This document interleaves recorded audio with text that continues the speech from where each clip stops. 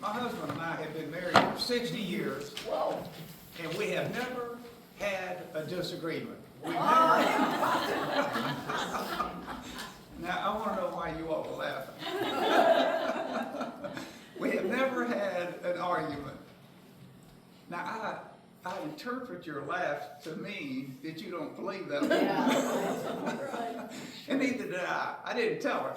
Now, if her husband had been in a coma for those 60 years, then okay, she was speaking the truth. He wanted to wait to disagree. Now, most of us here have been married. And I think all of us would be more honest that it is impossible There you go. for a flawed husband and a flawed wife not to disagree. What kind of marriage are they going to have? It can't help but being flawed. We all make mistakes as husbands and wives, and we feel bad about them. So there are going to be offenses, disagreements, anger, fighting, shouts in a marriage. That's just common sense. Now let's take it a step further. I was watching one of the liberal shows on television. I think it was The View. Are you all familiar with that? Those people on there are just on the far left. And they were referring to something that a conservative said. And one of the ladies said, I'm offended by that. And another person said, we live in America where people have freedom of speech. Amen. It is inevitable that somebody is going to hold a view and express it you dislike and rub you the wrong way. Now listen carefully to what he said. The Constitution does not give you the right of freedom from being offended. Now that's common sense. Somebody in America who has the right to say whatever they believe, they're bound to say something that you and I disagree with, dislike, rubs us severely the wrong way. I don't like the idea of men claiming to be women and going in a women's bathroom. To me, that's just wrong. I don't like the idea of men competing on a girls' team, claiming to be a female. I just don't think that's right. And so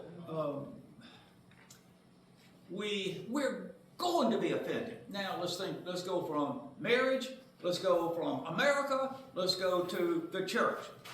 The church is composed of flawed Christians like me and you. It is inevitable that we're going to step on each other's toes, get under one another's skin, drive each other up the wall. Offenses are coming. They're going to happen. And I'm not telling you anything you don't already know. So Jesus has in his wisdom, provided us instructions on how to deal with the offenses. When I offend somebody and when somebody offends me. Now, you notice the first three verses are going to all begin with the word B-U-T, but. And there are several steps that are to be taken. Now, I want you to know that the first B-U-T in verse 15 is turning from the preceding verses where I offend somebody. All right, those instructions are given there. This now is talking about when somebody else offends me. The previous verses talk about when you offend somebody else. Now these verses are talking about when somebody else offends you. All right, what are we to do? But if you're a brother, now this is not a blood brother, this is a spiritual brother, a Christian brother, a Christian sister, sins against you. Now the word you is not you all, second person plural, it's you singular. You as an individual, second person singular. Now what does he say? Second line, go. Point out his fault. Now this is your right to confront somebody. It's more than that. It is your duty to do that. Go point out his fault between you and him alone. At this point, it's just between you and him. At this point, you won't privacy. Don't spread the offense to others who at this point don't need to know about it. But let's suppose we disobey that, and somebody offends me, and I go not to the offender, I go to somebody else. Now, the somebody else that I pour my heart out to, he didn't offend me, he's not offended, he can take up an offense for me against you. And I want us to remember that the Bible promises grace to the offended. It doesn't promise grace to the one who takes up an offense for the offended. And if John offends me and I go to Jack about it, now Jack may take up an offense for me against John, and now I am spreading the problem and making it worse. So go point out his fault between you and him alone. If he hears you, if he takes to heart what you say, yes, from your explanation, I realize that I offended you. Now, maybe I knew that I offended you. Maybe I didn't know or wasn't aware that you took it that way. But if he hears you, now you persuade him. You have won your brother. Now, what does that mean, you won your brother? You've done him a favor. You are preventing his slide morally down, down, down. If he offended you and you don't confront him, then he probably is going to offend somebody else, and then somebody else later. Because a person thinks he can go and step on your toes and get away with it. Why? Well, he offended you. You didn't confront him. And so, well, I can offend somebody else. I can treat somebody else the way I treated you. So you won your brother means you prevent his moral declension, you heal your fractured relationship with him, and you preserve his status in the church. Nobody else is going to know about it, so they're not going to look down their nose at him. Now, verse 16, but signals an initial failure at reconciliation, so we now move to step 2. But if he won't listen, take with yourself one or two others. Now you're going to other people. Now you're informing them out of necessity. The only reason you're informing other people and spreading the news of the sin to others is because this is the instruction of Jesus. The person who offended you, hurt you, refuses to acknowledge and apologize for his offense. So take with yourself one or two others, that every fact may be confirmed on the testimony furnished by 2 or 3 witnesses. Now, when we're offended, I think it's wise if we ask ourselves before we do anything, now, is what that other person did to me, is it at the level of an offense, or am I just disappointed in what he did? Is he disappointed in me?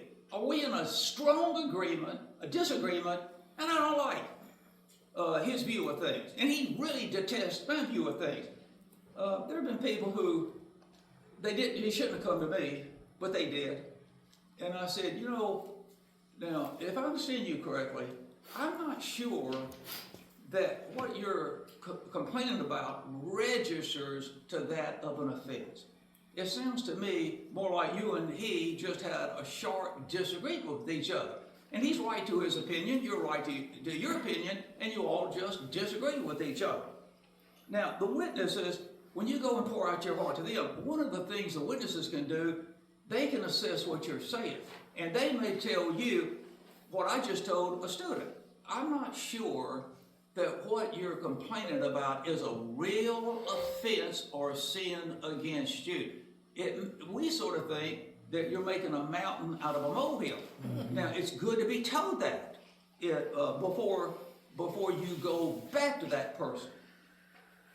But those, if you are in the right, then the witnesses should be able to confirm, yes, you have a legitimate cause to confront him. Now, when those two go with you to the offender, their presence is impressing him with the seriousness of what he's done, and that he needs to open his ears and listen. Now, verse 17 starts with another but, and it signals another failure. So step 3. But if he refuses, now I want you to know that up in verse 16, when it says, if he refuses to hear you, listen carefully, the Greek word is akouo. But now, in verse 17, when it says, if he refuses to listen to them, you have a more high-powered Greek word, para akouo. So we could translate, but if he steadfastly refuses to hear you. Now he's digging in his heels. He is doubly determined not to acknowledge his sin against you, not to apologize to you. But if he intensely refuses to listen to them, tell it to the church. And if he refuses to listen even to the church, now this is going to lead to step 4. You must regard him as an unbeliever. Why regard him as an unbeliever? Christians are those who are forgiven by God. Christians are also those who forgive those who wrong them. And so now, this person who refuses to acknowledge his wrong, his offense to you, and refuses to apologize, he is to be viewed by the church as a non-Christian. Now, I want you to know that what scholars usually interpret this as is that not only is the offender, your offender, to be viewed as a non-Christian. Why? He's refusing to forgive you, confess his offense to you, and apologize for it. That's not the mark of a Christian. But the way most commentators interpret this, where it says treat him as a Gentile and a tax collector, is excommunicating, asking to leave the church. Why? Well, his attitude can spread to other people. Now, on the back, verse 18 confirms the church's verdict on the offender because the verdict is divinely sanctioned. Most assuredly, I tell you, whatever you bind on earth. Now, let's stop right there. What does bind mean? Keep, retain. You don't let go of it. And what is being retained? Your offender's guilt. You're retaining that because he's not apologized. He still bears his guilt. Whatever you bind on earth is already bound in heaven. God himself acknowledges that your offender remains guilty. And so the Lord looks at him, charges him still with guilt, with sin, in refusing to acknowledge and apologize for his sin against you. And whatever you loose on earth, now loose means to forgive, to release your offender of his guilt. He's acknowledged his sin against you. He's apologized for it. Now that's wonderful. Your duty is to dismiss his sin. Loosen him from his guilt. Loosen him from his sin. And whatever you loose on earth is already loosed in heaven. So the church isn't deciding what God does. God in heaven, as he looks at your confronting your offender, and he apologizes to you, he's already released him of his guilt. And now, in like manner, you and I should release him of his guilt as well. Now, verse 19 is surprising. I wonder if you and I have ever really considered the context of verse 19. Now, verse 19 and verse 20 are well-known verses. Verse 19 justifies 18's sanction of ecclesiastical, that is, church discipline. Once more I tell you that if two of you on earth agree about any matter, it will be done for them by my Father who is in heaven. Now, what is it the church agreeing about here? The church's decision about the offender to discipline him or to forgive him, to excommunicate him or retain him as a member of the church in good standing. Why retain a person who offended you, sinned against you in good standing? He humbly acknowledged and humbly apologized for his offense against you. As God has forgiven you, so now you and I are to forgive the person who sinned against us. So prayer enables the church leadership decision to be in harmony with heaven. Now verse 20 gives a reason for verse 19's effective prayer. For where two or three are gathered, in my name, that is to call on me. And that statement right there, where just 2 or 3 are gathered, that honors a small group of Christians. Well, we got more than 2 or 3 here this morning. And so this really, our group here really does honor us getting together to call on God.